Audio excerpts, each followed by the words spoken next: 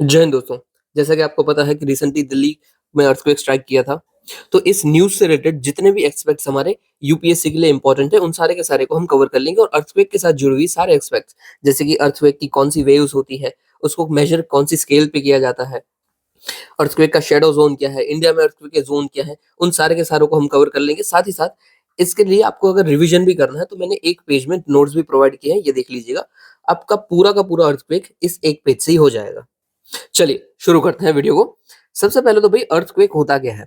तो एनडीएमए की डेफिनेशन है, तो कोई भी ऐसा फिनोमेनन जो कि विदाउट वार्निंग हो रहा है और उसमें वायलेंट शेकिंग हो रही है ग्राउंड की और उसके ग्राउंड के ऊपर जो भी रखा हुआ है उन सब की, उसको हम अर्थक्वेक बोलते हैं। होता क्यों है? तो भाई लिथोस्फीयर के अंदर जो प्लेट्स हैं उसके अंदर स्ट्रेस डेवलप हो जाता है, एक्युमुलेट हो जाता है और जब वो एनर्जी रिलीज होती है तो उसी को हम अर्थक्वेक बोलते हैं।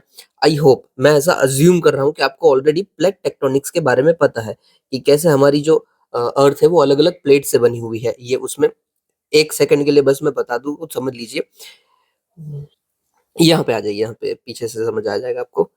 ये देखिए, ये हमारी डिफरेंस प्लेट्स है सारी की सारी कि भई ये इंडो यूरेशियन प्लेट हो, ये यूरेशियन प्लेट हो गई, ये इंडो ऑस्ट्रेलियन प्लेट हो गई, फिर ये पैसिफिक प्लेट हो गई, ये जुआन दे फूका, ये सब प्लेट आपस में कोलाइड करते रहती है, ठीक है? यही कोलिजन से कई बार एक बहुत ही पावरफुल एनर्जी रिलीज़ होती है, जिसको हम अर्थक्वेक बोलते हैं, दैट्स इट। अब ये जितना भी एनर्जी रिलीज़ है, वो सब होता कहाँ पे है बे?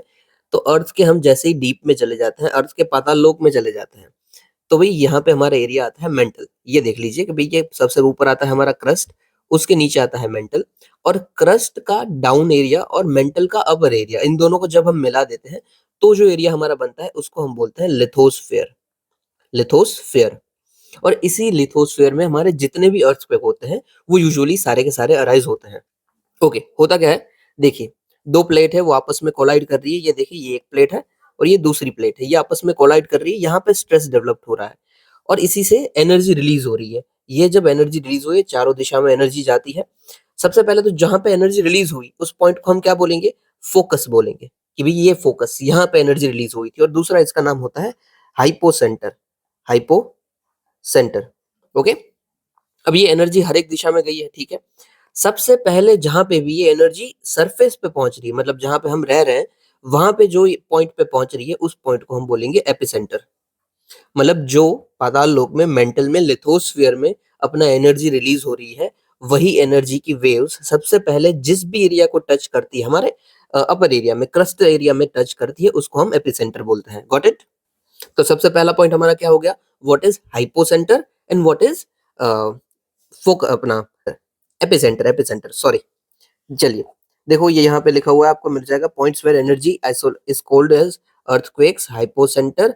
और जहाँ पे भी अर्थ की क्रस्ट पे पहुंचती है उसको हम बोलते हैं नियरेस्ट पॉइंट को एपिसेंटर, क्योंकि डेफिनेटली जो सबसे नियर होगा उसे ही सबसे पहले पहुंचेगी ना। अभी अर्थक्वेक कैसे आ रहा है, क्या आ रहा है, कभी तो हो सकता है ना, हमें पता ही नहीं है, हम महसूस ही नहीं कर पाते हैं। बट हमने बहुत सारे मशीन्स रखे हुए होते हैं जिससे पता चल जाता है। एक छोटी सी ऐसे सुई जैसा होता है, जैसे ही हमारी अर्थ हिलती है ना, तो ये सुई हिलने लगती है। इस मशीन को क्या बोलते हैं? सिस्मोग्राफ बोलते हैं। Got it? अभी देखो मैंने यहाँ पे बोला कि वेव्स जनरेट हो रही है। सबसे पहले अर्थ में पहुंच रही है, नहीं पहुंच रही है अलग बात है, बट वेव्स जनरेट हो रही है। Got it? अब ये वेव्स ना अलग-अलग टाइप की होती है। यूजुअली इसको 2 टाइप में हम बात करते हैं। एक होता है बॉडी वेव्स और दूसरा होता है हमारा सरफेस वेव। ठीक है? यहाँ पे देख लो, यहाँ पे थोड़ा ईज़ी होगा। ये देखिए, एक है वेव है हमारी बॉडी वेव और दूसरी वेव है सरफेस वेव। और ये हमारा पॉइंट है कि भई अर्थ के नीचे जो आ रहा है वो फोकस, जो ऊपर पहुँचा वो एपिसेंटर। अभी देखो बॉडी वेव का मतलब क्या है? बॉडी को, जो अर्थ की बॉडी के अंदर ही जो वेव्स आ रही है, उधर ही घूम रही है, उसको हम बोलेंगे बॉडी वेव्स। और जो सरफेस, मतलब जो सरफेस तक पहुंच गई, जो हमारे यहाँ पे क्रस्ट तक पहुंच गई, उसको हम बोलेंगे सरफेस वेव। अभी देखो दोनों के दो दो टाइप है।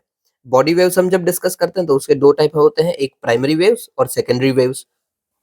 अब जो प्राइमरी वेव्स है ना, वो सॉलिड, लिक्विड, गैसियस तीनों के अंदर ट्रैवल कर जाती है। अभी देखो हमारी जो अर्थ है वो अलग-अलग मटेरियल से बनी है, आपको पता है, राइट? अगर हम अर्थ में जाते हैं और ये अपना लिथोस्फीयर वाला एरिया है, ठीक है? यहाँ से अर्थक्वेक ओरिजिन हो रहा है। ये एनर्जी निकली, यहाँ पे समझ लीजिए पानी वाला एरिया है, यहाँ पे मैग्मा पड़ा हुआ है बहुत सारा। तो जो प्राइमरी वेव्स होगी वो उसको क्रॉस कर लेगी और आगे बढ़ जाएगी। और जब यही वेव सरफेस तो को टच कर देगी, तो ये क्या बन जाएगी? ये बन जाएगी सरफेस वेव। ठीक है? सरफेस वेव वही है, बॉडी वेव ही है, बट अगर वो सरफेस पे पहुँचती है तो उसे हम सरफेस वेव बोल देंगे। एट द सेम टाइम जो हमारी एस वेव होती है, सेकेंडरी वेव्स होती है, वो सिर्फ़ और सिर्फ़ सॉलिड में ही ट्रैवल कर सकती है, वो लिक्विड या फिर गैसियस से नहीं निकल सकती है। समझ लीजिए यही एस वेव थी और यहाँ पे अगर मैग्मा था, तो एस वेव निकलती ना वो रुक जाती। वो मैग्मा से पार नहीं हो पाती, मतलब जो भी अगर लिक्विड कोई एरिया होता, पानी-वानी होता, तो वहाँ से पार नहीं हो पाती, ठीक है?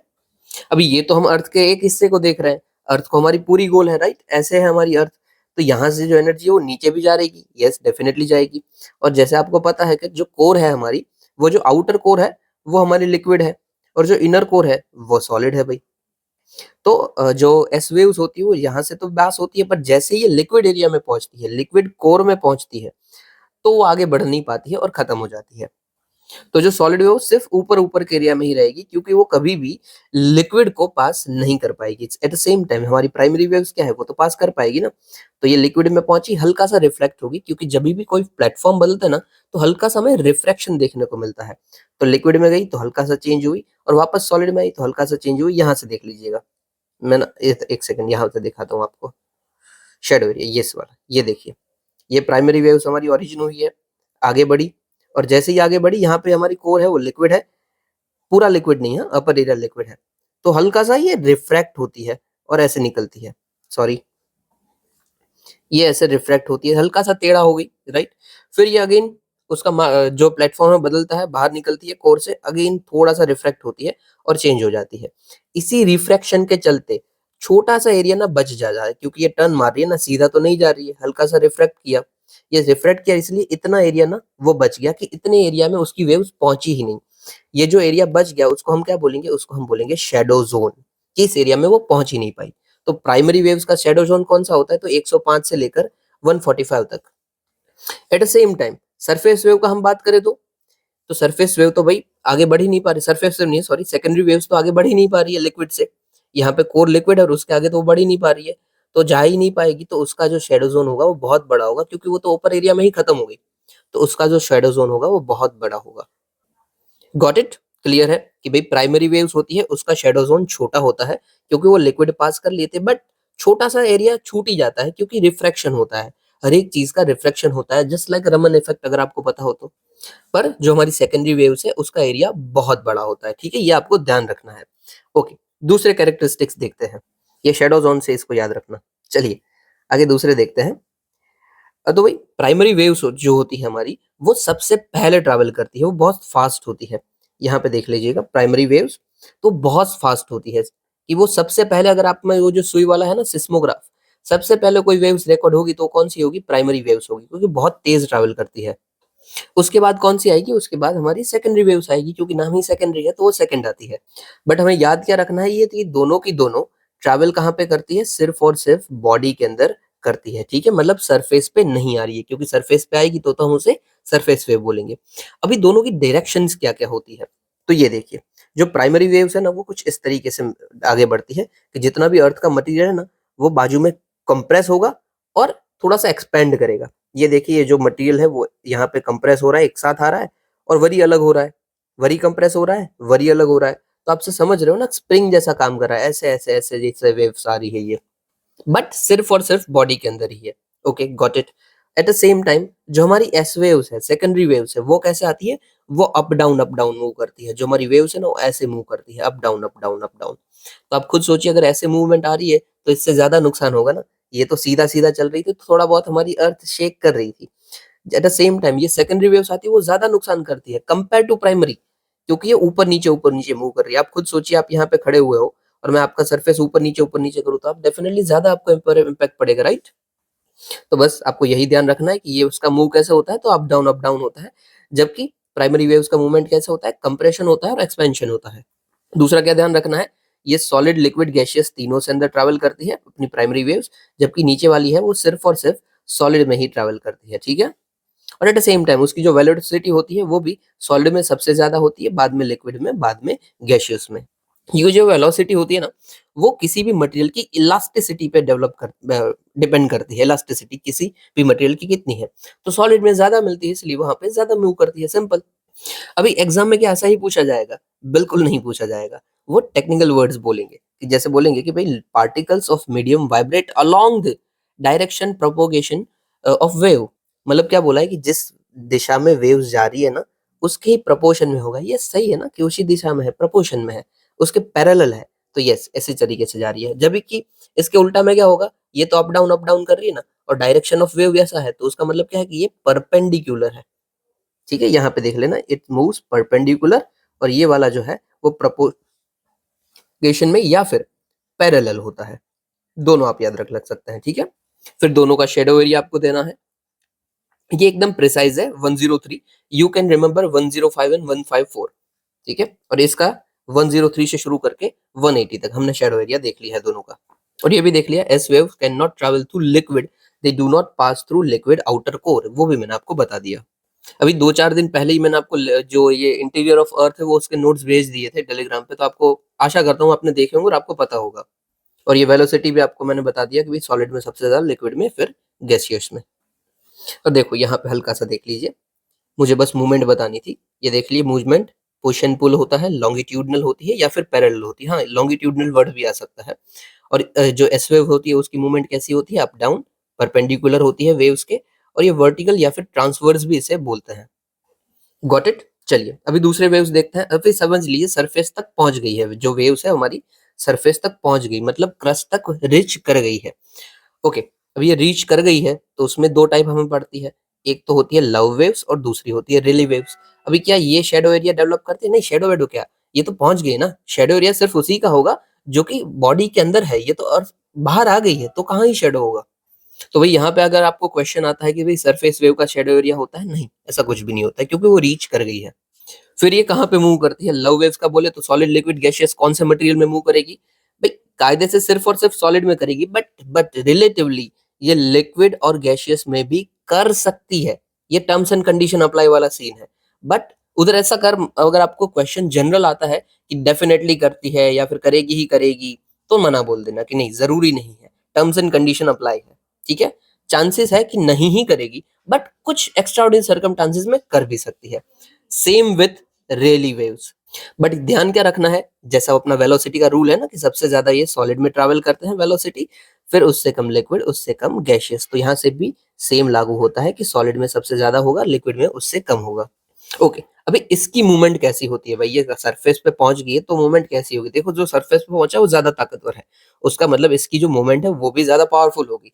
देख लीजिए कैसी होती है। लव वेव्स आती है, लव है बट है बड़ा खतरनाक भाई। देखो ये मूव करती है लेफ्ट राइट लेफ्ट राइट। अगर मैं मतलब यहाँ पे अगर सरफेस पे मैं खड़ा हूँ, ऊपर से मैं देख रहे हैं, ठीक है, हम एरियल व्यू ले रहे हैं, मैं यहाँ पे खड़ा हुआ हूँ, सॉरी यार, एरियल व्यू ले रहे हैं, मैं यहाँ पे खड़ा हुआ हूँ और ये मेरी अर्थ है, हम ऊपर से देख रहे हैं, तो हमें ये लेफ्ट राइट होती हुई अर्थ दिखेगी। ओके, जैसे कोई बिल्डिंग है, वो बिल्डिंग लेफ्ट राइट हो रही है, यहाँ पे आप देख रहे हो ना, ये जो मटेरियल है वो लेफ्ट राइट आपको होता हुआ दिख रहा है। तो ये भी काफी नुकसान करती है। आप खुद सोचिए, आपके बिल्डिंग है या फिर घर है और वो पूरा लेफ्ट और राइट होती है, उसकी जो रूट्स है वो लेफ्ट राइट होते हैं, तो कितना ही नुकसान हो जाएगा। तो it's called love wave. Love में भी सब लेफ्ट राइट हो जाते हैं, लव वेव में भी सब लेफ्ट राइट हो जाता है। टेक्निकली क्या याद रखना है, ये हाईएस्ट वेलोसिटी में होते हैं सरफेस वेव में देखे तो, और ये हॉरिजॉन्टल शेकिंग करते हैं, horizontal, you got it right, horizontal left right. जबकि जो हमारा सरफेस सेकेंडरी वेव्स था वो क्या था, वो वर्टिकल मूवमेंट कर रहा था, परपेंडिकुलर मूवमेंट कर रहा था। और ये क्या करता है भाई, जो भी रॉक्स होंगे, जो भी चीजें होंगी, सबका डिस्प्लेसमेंट कर देगा कि भाई लेफ्ट को राइट लेके आ गया, राइट को लेफ्ट लेके आ गया, सब हटा देगा इधर उधर। फिर एट लास्ट हमारी आती है रेली वेव्स या फिर Rayleigh waves, whatever you say. अब इसकी जो मूवमेंट होती है ना, वो तो गजब होती है। वो चारों दिशा में घूम सकती है, कि ऊपर भी जा रहा है, नीचे भी आ रहा है, लेफ्ट भी जा रहा है, राइट भी जा रहा है, हर जगह हो सकता है। तो मतलब पूरा ये 360 राउंड मारती है, राउंड मूवमेंट में ये घूमेगी। ठीक है, यहाँ पे आप देख लीजिए रेली वेव्स, ये देखो ऊपर नीचे भी हो रहा है, लेफ्ट राइट भी हो रहा है, और राउंड एंड राउंड हो रहा है, कि आपकी पूरी जो अर्थ है ना, वैसे गोल गोल अंदर से गोल गोल घूम रही है। यहाँ पे भी आप देख सकते हैं, यहाँ पे देखो इसकी मूवमेंट आपको पता चलेगा कि यहाँ से ये अंदर जा रहा है, यहाँ से ये बाहर जा रहा है, यहाँ से बाहर जा रहा है, यहाँ से स्क्वीज हो रहा है, वहां पे एक्सपेंड कर रहा है। तो पूरा राउंड एंड राउंड मूवमेंट होता है। So it is elliptical and rolling motion, और ये सबसे ज्यादा डिस्ट्रक्टिव होती है, सबसे ज्यादा डिस्ट्रक्टिव। और ये रोलिंग मोशन में ना, इसलिए इसकी वजह से सुनामीज भी आ जाती है। और ये कब हमें डिटेक्ट होगी सिस्मोग्राफ में? सबसे लास्ट होगी, क्योंकि हमारा वो उसी लेवल में आ रहा है ना कि सभी सबसे पहले प्राइमरी, फिर सेकेंडरी, फिर लव और फिर रिले, पीएसएलआर। ऐसे याद भी रख सकते हैं बट चलेगा, ऐसे भी आपको याद रह जाएगा, पीएसएलआर। Got it? अभी सॉरी यार, ये पता नहीं टच क्यों हो जा रहा है। अभी अगेन हमारे नोट्स में देख लीजिए यहाँ पे कि भाई जो हमारी दोनों की वेव है, लव वेव, तो लेफ्ट एंड राइट होती है, हॉरिजॉन्टल शेपिंग होता है, और ये अगेन परपेंडिकुलर होता है और ट्रांसवर्स होता है। जबकि रिले वेव्स में देखते हैं तो रोलिंग इलिप्टिकल मोशन होता है, ओशन वेव को जनरेट करता है। ये लॉन्गिट्यूडनल और ट्रांसवर्स दोनों हो सकता है। स्पीड की बात करें कि सबसे फास्ट कौन होते हैं, तो सबसे फास्ट भाई प्राइमरी, फिर सेकेंडरी, फिर लव और फिर रिले। और इम्पैक्ट का बात करें तो इम्पैक्ट इसका उल्टा हो जाएगा। यहाँ पे मैंने लिखा हुआ नहीं है, यहाँ पे लिख देते हैं इम्पैक्ट। तो प्राइमरी में सबसे कम, उससे ज्यादा सेकेंडरी में, उससे ज्यादा लव में, उससे ज्यादा रिले में। स्पीड और दोनों का उल्टा सुल्टा है। Okay, got it? अभी कौन कौन से टाइप्स हो सकते हैं, अर्थक्वेक अगर आ रहा है तो कौन कौन से टाइप्स हो सकते हैं? भाई टेक्टोनिक मूवमेंट हो सकती है कि दो प्लेट आपस में कोलाइड की है, वो हो सकता है। फिर अर्थक्वेक वॉल्केनिक इरप्शन की वजह से भी आ सकता है कि वॉल्केनो इतनी जबरदस्त तरीके से इरप्ट हुआ है कि आजू बाजू की धरती को हिला दिया भाई। फिर कोलैप्स हो सकता है कि कोई भी समझ लीजिए कोई आपका अर्थ है, एक सेकेंड ना, ये अर्थ का मटेरियल है पूरा का पूरा, कोई भी रीजन की वजह से ये जो एरिया है ना वो अचानक से कोलैप्स कर गया, तो भी अर्थक्वेक आ सकता है। और कोलैप्स के रीजन बहुत सारे हो सकते हैं। फॉल्ट कोई एरिया में है, ऑलरेडी फॉल्ट बना हुआ है, तो आपका कोलैप्स कर सकता है, हम नीचे से देख लेंगे वो, ठीक है। फिर एक्सप्लोजन होता है, कोई मैं न्यूक्लियर एक्सप्लोजन करता हूँ बहुत पावरफुल, तो हो सकता है, जैसे हिरोशिमा नागासाकी में हुआ था उस वक्त अर्थक्वेक भी हमें देखने को मिला था। फिर जो रिजर्वर इंड्यूस है, कई बार हम रिजर्वर बनाते हैं ना, तो उसका वेट उतना हो जाता है कि उसकी वजह से भी अर्थक्वेक हो सकता है। फिर एट लास्ट जो हमारा न्यूज में भी था, रीजन नहीं है, टाइप है, इन सीटू हेटेरोजेनिटी की वजह से भी हो सकता है, ये रीजन है। इन सिटू हेटेरोजेनिटी क्या होती है? समझ लीजिए जो हमारी अर्थ है, ठीक है, उस अर्थ के अंदर अलग अलग पत्थर होते हैं, अलग अलग मटेरियल होते हैं, उन सब के कॉम्पोजिशन में कोई कोई फर्क है। कोई भी पत्थर पोरस है एकदम ही, कोई एकदम ही स्ट्रांग है, एकदम इग्नियस बना हुआ है, एक सेडिमेंट्री बना हुआ है, फिर किसी के बीच में जगहें बहुत है। तो ये सब जो हेटेरोजेनिटी देखने को मिलती है, हेटेरोजेनिटी का मतलब ही क्या होता है? डिफरेंसेस। तो जो अर्थ के मटेरियल में डिफरेंसेस है, उसकी वजह से जो अर्थक्वेक आ रहा है, उसको बोलेंगे इन सीटू हेटेरोजेनिटी। इन सीटू का मतलब क्या होता है कि उसी जगह पे, तो जहां पे अर्थक्वेक हो रहा है उसके इंटीरियर में अगर इन सीटू, अगर हेटेरोजेनिटी है और अर्थक्वेक आ रहा है, तो उसी को हम बोलेंगे इन सीटू हेटेरोजेनिटी अर्थक्वेक। अभी जो रिसेंटली आया दिल्ली में, वो इसी की वजह से आया हुआ था। ओके, इसके रीजन कौन कौन से हो सकते हैं? फॉल्ट हो सकते हैं मेजरली। फॉल्ट में देखो बहुत सारे टाइप होती है। एक होता है डीप स्लीप फॉल्ट, उसके दो टाइप है, एक होता है स्ट्राइक स्लिप फॉल्ट और एक होता है ऑब्लिक स्लिप फॉल्ट। मतलब क्या है? डिप स्लिप में देखते हैं, यहाँ पे बस स्लिप हो रहा है हमारा, ये अर्थ क्लियर लाइन में पड़ा हुआ है, ये दो प्लेट है यहाँ पे, ठीक है। एक प्लेट है वो नीचे चली जाती है, नीचे डाउन मूवमेंट चली जाती है, तो उसको हम बोलेंगे नॉर्मल फॉल्ट, ठीक है। अब समझ तो रहे हो ना, दो मटेरियल है, दो प्लेट है, समझ लीजिए, एक प्लेट है, ये दूसरी प्लेट है, दोनों एक ही लाइन में थी, और अचानक से ये प्लेट डाउन मूवमेंट कर जाती है, ये डाउन चली जाती है, तो उसको हम बोलेंगे डिप स्लिप। और डिप स्लिप में कौन सा? तो नॉर्मल, तो डाउन जाना नॉर्मल है। इसी का उल्टा क्या होगा? रिवर्स जाना। ये डाउन नहीं जा रही है, ये ऊपर चली जा रही है एक प्लेट, और दूसरी नीचे चली जा रही है, तो उसको हम बोलेंगे रिवर्स। मतलब यहाँ पे क्या हो रहा है, जो अर्थ है ना, अर्थ के यहाँ पे हमें खड्डा देखने को मिल रहा है, ये डाउन मूवमेंट देखने को मिल रहा है। यहाँ पे क्या है, जो हमारा क्रस्ट है, अर्थ है, उसके लेवल से ऊपर कोई जमीन जमीन हो जा रही है, तो उसको रिवर्स बोलेंगे। ऊपर होना मतलब रिवर्स होना। Got it? अभी स्ट्राइक स्लिप क्या होता है? यहाँ पे कोई ऊपर नीचे तो नहीं हो रहा है, पर लेफ्ट राइट हो जाता है। ऊपर नीचे कोई मूवमेंट नहीं है, बट लेफ्ट राइट मूवमेंट है। इसको ऐसे इमेजिन करना, ठीक है, ये ऊपर नीचे नहीं है, लेफ्ट राइट है, ऐसा क्रस्ट को ऐसे रखते हैं। ये एक प्लेट है और ये दूसरी प्लेट है, ये दोनों आपस में आगे पीछे हो जाती है, लेफ्ट राइट हो जाती है, ऊपर नीचे कोई नहीं हुआ है, दोनों बाजू बाजू में ही है। ये तो क्या है, हम 2D में देख रहे हैं, होता तो सब कुछ 3D में है ना, तो इसलिए ऊपर नीचे नहीं, स्ट्राइक स्लिप, बाजू बाजू से निकल जाए वो स्ट्राइक स्लिप। और एक होता है ऑब्लिक स्लिप फॉल्ट, मतलब यहाँ पे क्या है, लेफ्ट, इसको ना लेफ्ट राइट हम बोलेंगे, लेफ्ट राइट हो जाना, ऊपर नीचे नहीं होना, लेफ्ट राइट हो जाना, और इसको हम बोलेंगे अप डाउन होना, ठीक है, अप एंड डाउन। तो भाई ऑब्लिक में क्या है, अप डाउन भी हो रहा है और लेफ्ट राइट भी हो रहा है। ये देखो, ये जो ऊपर वाली प्लेट है वो अप भी आ गई, साथ ही साथ ये लेफ्ट राइट भी चली गई। तो left right as well as up down जो हो रहा है वो है हमारा ऑब्लिक स्लिप फॉल्ट। अभी मुझे बताइए, ऐसा मूवमेंट अगर कहीं पे भी हो रहा है, ये अप डाउन हो, राइट लेफ्ट हो, कुछ भी हो, इन शॉर्ट मूवमेंट हो रहा है, तो अर्थक्वेक हो सकता है कि नहीं हो सकता है? डेफिनेटली हो सकता है, राइट। दिल्ली में इसी की वजह से हुआ है, वन ऑफ द रीजन इसी की वजह से हुआ है, ठीक है। अभी समझ लीजिए, आपने फॉल्ट्स भी समझ लीजिए।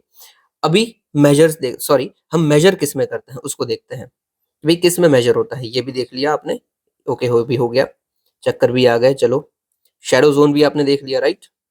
ये शैडो जोन क्या है कि यहाँ पे रिपोर्ट नहीं होंगे, हाँ, कि हाँ भाई यहाँ पे रिपोर्ट नहीं होंगे क्योंकि यहाँ पे पहुंच ही नहीं रही है तो रिपोर्ट कहाँ से होंगी, बात खत्म।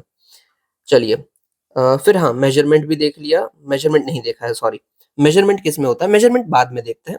सबसे पहले देखते हैं टाइप कौन सा है। जोन हमने देख लिया, शैडो जोन। फिर ये देख लीजिए, और हमारे जो इंडिया है वहां पे कौन कौन से जोन है। देखो हमने ना जोन बनाए हुए हैं कि जो एरिया में सबसे ज्यादा अर्थक्वेक हो सकते हैं उसको हमने ज़ोन 5 में रखा है, और जिसमें एकदम कम हो सकते हैं उसमें को हमने ज़ोन 2 में रखा है। ज़ोन 1 जैसा कुछ नहीं है, क्योंकि ज़ोन 1 रखते तो मतलब क्या है कि यहाँ पे नहीं हो सकते ना, तो रखना ही क्यों है भाई, उसको हटा दीजिए। तो हमने ज़ोन 2 से ज़ोन 5 तक शुरू किया है। अगर यूपीएससी पूछेगा तो 1 टू 5 ही पूछेगा, ध्यान रखना कि 2 से 5 है। सबसे ज़्यादा हमारा खतरनाक एरिया कौन-सा है? तो रेड वाला है, ज़ोन 5 वाला एरिया है। ज़ोन 5 में कौन-कौन आते हैं? तो भाई कच्छ वाला एरिया आता है, नॉर्थ ईस्ट वाला आता है हमारा, छोटा-सा हमारा उत्तर प्रदेश, सॉरी उत्तर प्रदेश नहीं, उत्तराखंड वाला, जम्मू कश्मीर वाला, वो सब एरिया आ जाता है। और यहाँ पे हल्का-सा हमें बिहार का एरिया भी देखने को मिलता है। तो ये सब ज़ोन 5 में हमें मिलते हैं, एकदम रेड में देखने को मिलते हैं। उससे कम है ज़ोन 4। ज़ोन 4 में कौन-सा? दिल्ली। दिल्ली हमारा ज़ोन 4 में ही है, वहीं पे हो रहा है, तो आपको पता चल सकता है कि इंटेंसिटी कितनी हो सकती है। फिर भी ज़ोन 3 है, ज़ोन 3 में आप गोवा याद रखिए। ज़ोन नहीं, गोवा शायद ज़ोन 4 में आ रहा है, यस। इन शॉर्ट जो बड़े-बड़े सिटीज़ हो ना, वो हल्के-फुल्के आप याद रख लेना। अगर गलती से भी पूछे जाते हैं तो आपको मतलब बेसिक आइडिया आपके पास होना चाहिए, दैट्स इट। अभी आपको पूछ ले कि भई लक्षद्वीप का सारा एरिया ऑलमोस्ट ज़ोन 3 और 4 में आता है, सही या गलत? तो हाँ, सही बोलना, उधर एक्सट्रीम मत सोचना। एट द सेम टाइम मैं बोलूँ कि अंडमान निकोबार का सारा एरिया ऑलमोस्ट ज़ोन 5 में आता है, तो सही या गलत? सो सही। उधर हम सोचेंगे कि नहीं यार, ये तो गलत होगा, सारा का सारा कैसे आ सकता है? तो ये थोड़ा-सा आपको बेसिक आइडिया ना तो हो जाएगा। और ये भी किसका डेटा है? तो ये हमारा एनडीएमए का ही डेटा है, ओके। चलिए, ये सिस्मिक ज़ोन के बारे में बोला था, 22 का मैप है और उसमें बोला है कि ऑलमोस्ट 60% जितना इंडिया का एरिया है, वो सिस्मिकली हज़ार्ड ज़ोन में देखने को मिलता है। ओके, चलिए आगे बढ़ते हैं। ये हमने इंडिया का देख लिया। वैसे पूरे वर्ल्ड का देखते हैं तो कौन से एरिया में आते हैं भाई? जो हमारा पैसिफिक प्लेट है उस एरिया में, क्योंकि पैसिफिक प्लेट बहुत बड़ी प्लेट है, ठीक है? और ये आजू-बाजू की जितनी भी प्लेट है, सबके साथ कोलाइड करती रहती है। ये नॉर्थ अमेरिकन प्लेट के यहाँ पे तो बहुत सारा आता है, जैसे जुआन दे फूका आ जाएगा, कोकोस प्लेट, नाज़का प्लेट, इन सब के साथ कांस्टेंट कोलाइड करेगी। फिर ये जापान वाले एरिया में देख लीजिए, यहाँ पे फिलिपिनो प्लेट आता है, पैसिफिक प्लेट आता है, यूरेशियन प्लेट आता है, तीनों टकराती है आजू-बाजू, इसीलिए जापान में ज़्यादा भूकंप आते रहते हैं। और फिर इंडो ऑस्ट्रेलियन प्लेट है यहाँ पे, अंटार्कटिक प्लेट है, सबके साथ ये लगातार कोलाइड करती रहती है, इसलिए इस जोन को रिंग ऑफ फायर बोला जाता है, ठीक है? Pacific ring of fire. Ring of fire क्यों है? क्योंकि यहाँ पे ये जो आपको ये दिख रहा है ना, ये सब वोल्केनोज एरिया है। यहाँ पे हमें वोल्केनोज भी उतने देखने को मिलते हैं क्योंकि कांस्टेंट प्लेट मूवमेंट्स हो रही है, और इसी की वजह से हमें यहाँ पे अर्थक्वेक्स भी बहुत ज्यादा देखने को मिलते हैं, ठीक है? तो ये हॉटस्पॉट्स है हमारे अर्थक्वेक के लिए। वैसे वोल्केनो के हॉटस्पॉट्स मत समझना अर्थक्वेक के, वोल्केनो के हॉटस्पॉट्स का अलग ही थियरी है, वो अलग होते हैं, ये अलग है। चलिए, ठीक है, अभी क्या रह गया है, अभी ये आखिरी है, ये मेजर हम कैसे करते हैं।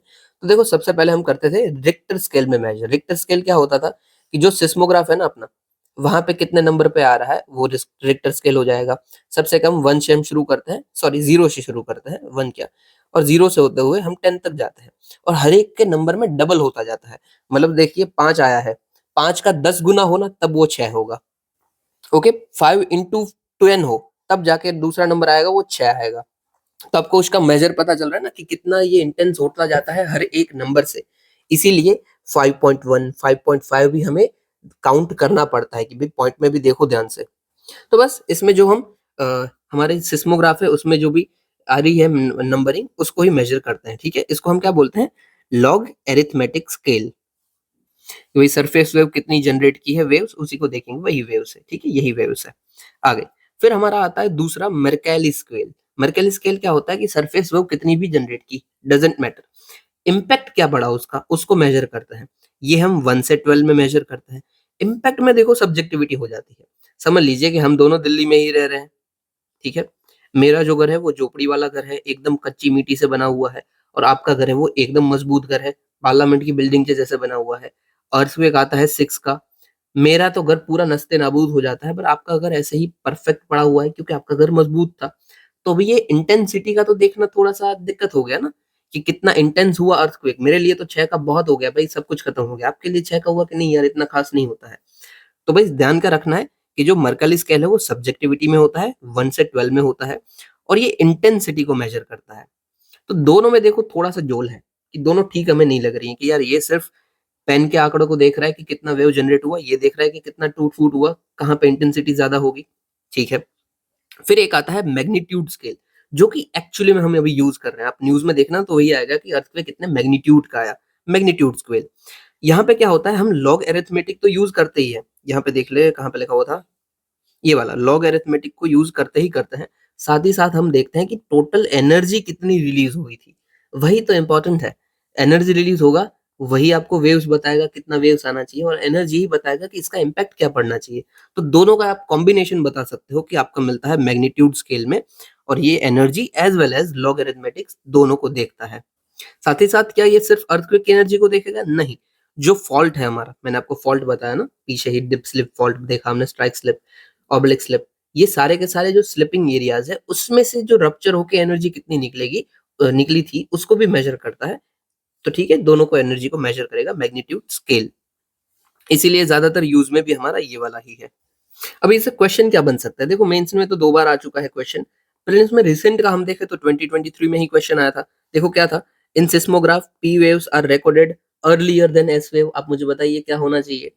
पी वेव्स है, सबसे ज़्यादा फास्ट ट्रैवल करती है, एस वेव सेकेंडरी है, तो सबसे पहले कौन आना चाहिए? पी वेव्स आना चाहिए। यस, डेफिनिटली ये राइट है। दूसरा क्या था? P waves individual particle vibrate to and fro in direction of wave propagation actually propagation, whereas S wave the particles vibrate in up down right angle मतलब perpendicular in direction of wave propagation। बताइए क्या सही होना चाहिए? Yes, दोनों सही होना चाहिए क्योंकि हमने देखा था ना कि भाई ये वाइब्रेट करता है, पी वेव्स होता है वो डायरेक्शन में ही वाइब्रेट करता है, कंप्रेशन एक्सपेंशन वही डायरेक्शन में होता है, जबकि राइट एंगल परपेंडिकुलर होता है। यस, दोनों सही है। तो यस, दोनों सही थे हमारे, बोथ 1 एंड 2। अभी फिर से यूपीएससी ये नहीं पूछने वाला है, बट वो क्या पूछेगा? हो सकता है वो शैडो एरिया के ऊपर पूछ ले, या फिर हो सकता है कि जो इंडिया के अंदर ज़ोन है उसके बारे में पूछ ले। आपको पूछ ले कि भई कच्छ कौन से ज़ोन में आता है? हो सकता है, क्यों? क्योंकि कच्छ लगातार न्यूज़ में है, तो पूछा जा सकता है। फिर दूसरा क्या पूछ सकता है कि मोस्ट डिस्ट्रक्टिंग वेव्स कौन-सी हो सकती है? तो आपको पता होना चाहिए रिले वेव्स होती है। फिर ऐसा स्टेटमेंट बन सकता है कि भई waves which are travelling at the most faster rate can damage the most. सही होगा या गलत होगा? गलत होगा। हमने देखा है ना, मोस्ट फास्टर प्राइमरी है, पर डैमेज सबसे ज़्यादा कौन करता है? रिले करता है। ध्यान देना है आपको। आपको खुद स्टेटमेंट बनाना है कि कैसा बन सकता है। ओके? और ये वेव्स की मूवमेंट आपको ध्यान रखनी है। अगर एक बार मूवमेंट से पूछ सकते हैं, तो दूसरी बार भी पूछ सकते हैं और रिले और लव को पूछेंगे ना, तो उसमें तो ज़्यादा हमें दिक्कत हो जाएगी। और ये देख लेना, आपका जो भी रिवीजन है ना, वो आप ये इसी एक पेज से कर सकते हो। तो कितना भी घुमा लीजिए, ये एक पेज आपके लिए काफ़ी होगा रिवीजन के लिए। बाकी और कुछ हो, आपको अगर समझ ना आ रहा हो तो प्लीज़ मुझे बता दीजिएगा, आई विल मैनेज। ठीक है, चलिए इतना सुनने के लिए आपका शुक्रिया। मिलते हैं। जय हिंद। और हाँ, आपको इसकी पीडीएफ टेलीग्राम से मिल जाएगी। जय हिंद।